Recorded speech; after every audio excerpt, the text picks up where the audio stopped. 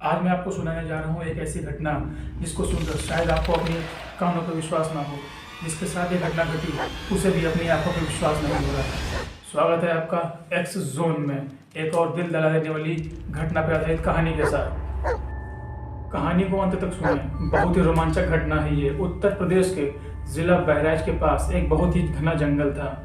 उसकी सुरक्षा के लिए वहां पर एक फॉरेस्ट ऑफिसर नियुक्त थे। एक बार की बात है, वो रोज की तरह जंगल में गश्त पर थे।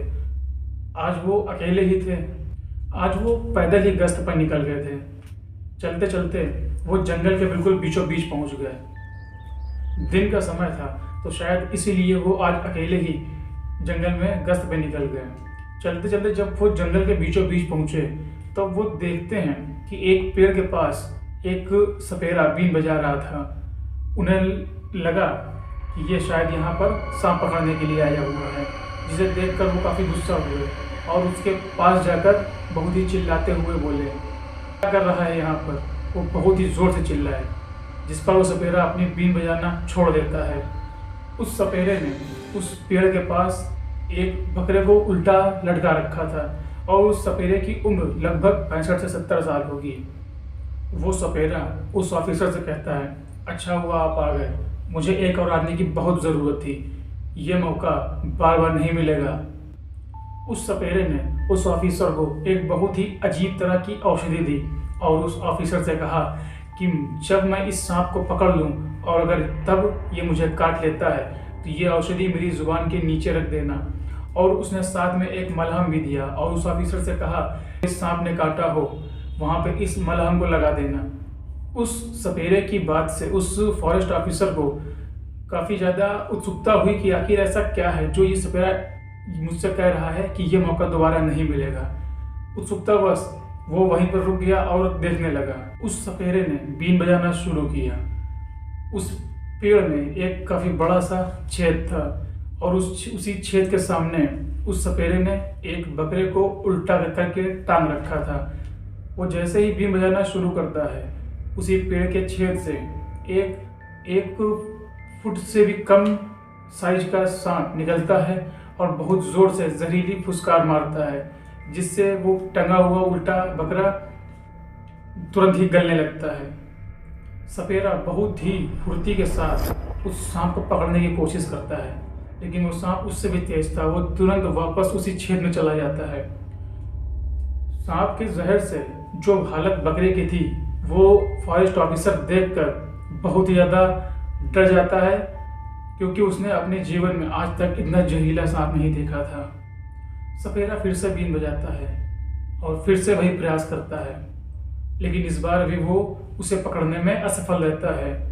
लेकिन इस बार जो उसकी फुसकार थी, उससे जो बचा हुआ बकरा था उसकी हड्डियां भी मोम की तरह पिघलकर नीचे गिर जाती हैं। उस सपेरे ने उस सांप को पकड़ने के कई बार असफल प्रयास किए। उसके पास 4 बकरे थे, जिसमें से एक बकरा बेकार चला गया। उसे कोई सफलता नहीं मिली उस सांप को पकड़ने में। ऐसे उसने कई असफल प्रयास किए। अब उसके पास मात्र एक आखिरी बकरा बचा था। इस बार उसने कोई भी गलती ना करने की ठानी। उसने बकरे को उल्टा लटकाया और फिर से बीन बजानी शुरू की। जैसे ही वो सांप उसकी बीन की आवाज़ सुनकर वापस उस पेड़ के छेद से बाहर आता है और बहुत जोर से जहरीली फुसकार मारता है। इस बार सपेरे ने कोई गलती नहीं की। उसने बहुत ही फुर्ती के साथ लपक कर उसको पकड़ लिया और तुरंत पिटारे में बंद कर दिया। जैसे ही उसने उस सांप को पिटारे में बंद किया, वो सपेरा भी वहीं बेहोश होकर गिर पड़ा। उस सपेरे की ऐसी हालत देखकर उस फॉरेस्ट ऑफिसर को चक्कर आ गए। वो बहुत ही ज़्यादा डर गया कि अरे ये क्या हुआ। वो तुरंत जाता है और उस सपेरे के द्वारा बताए गए तरीके से ही उस औषधि को उसकी जुबान के नीचे रख देता है और जहाँ पर उस सांप ने काटा था उस जगह पर उस सपेरे के द्वारा दिया गया मलहम भी लगा देता है। जिसके बाद उस सपेरे को होश नहीं आता है। उसको होश में ना आया देखकर फॉरेस्ट ऑफिसर और भी ज़्यादा डर जाता है। उसे लगता है शायद अब ये नहीं रहा।